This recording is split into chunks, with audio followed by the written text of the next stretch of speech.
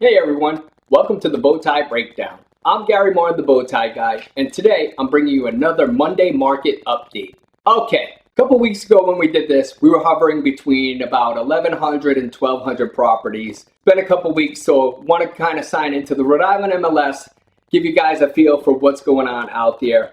Let's see, again, we'd like to look at single-family homes under 300,000, and we'll also take a look at how many multifamilies are out there.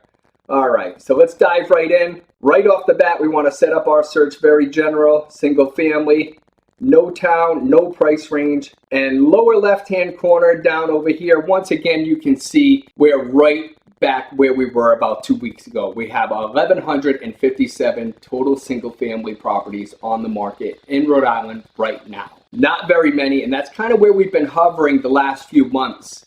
So not a lot of inventory out there. Let's dive a little bit deeper here, and of course, I like to see what's going on in the single family world, 300,000 and under, because that's a very popular price range. So we change the price, 300,000 and under, click on that, active properties, and in the lower left-hand corner, you will see there's only 151 single family properties in all of Rhode Island priced at 300,000 and under.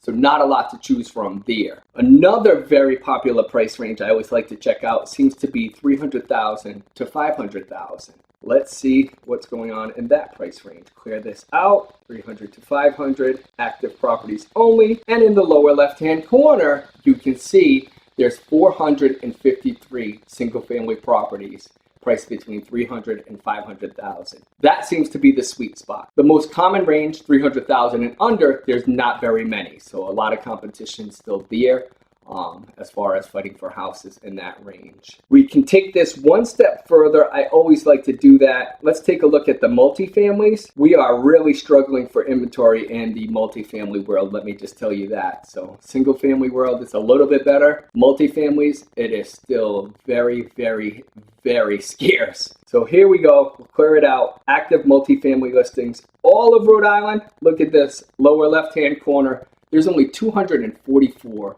total multifamilies in the entire state of Rhode Island. Now that includes 2-family, 3-family, and 4-family properties. So if you're looking for a multifamily property to live in or buy as an investment, they're pretty hard to come by right now. So they're still a challenge to find on that. So what does all this stuff mean? Well, over the last month, especially the last couple of weeks, we saw a few things go on. We have not seen an increase in the inventory. We're kind of hovering flat as far as that, as you can see, at about 1,157 single-family property. The movement hasn't changed much in the multifamily properties either. We're still seeing the prices hold strong because of the lack of inventory. What we have seen go down over the last couple of weeks are the interest rates skyrocketing yet again. We're seeing them high on the high end, closer to 7%, and in some cases higher than that. So what does that mean? Don't panic. We've seen the interest rates increase to up around 7%. Now what does that mean? Is it time to panic? No, don't panic yet. If you're well qualified as a buyer, you can still buy. What does that mean? For you with the highest interest rate, it means that overall you're not going to be approved for as much. Maybe at 5% you were approved for 300,000. At 7, you might be approved for 250,000. The other piece that it does is it increases your monthly payment. So if you're conscious of where you want to be monthly, pay attention to that interest rate. That's what it's going to affect. High interest rate doesn't mean you can't buy. It just means it's going to affect you a little bit differently, either on the overall end of what you're fully approved for, or on the monthly part of what you pay for your monthly payment. Sellers, what do high interest rates mean for you? Does it mean you can't sell your house? Absolutely not. You can absolutely still sell your house in this market. There are still well-qualified buyers out there. What's happening with the interest rates doesn't affect every single buyer. And again, it doesn't cancel them out. It just affects how much they have to put down, how much they're overall approved for, and what their monthly payment is. So again, folks, don't panic. Buyers, not time for you to panic. Buy the house now. In a couple of years, when the interest rate drops back down, you can refinance and hopefully lower your payment or lower the term of your loan.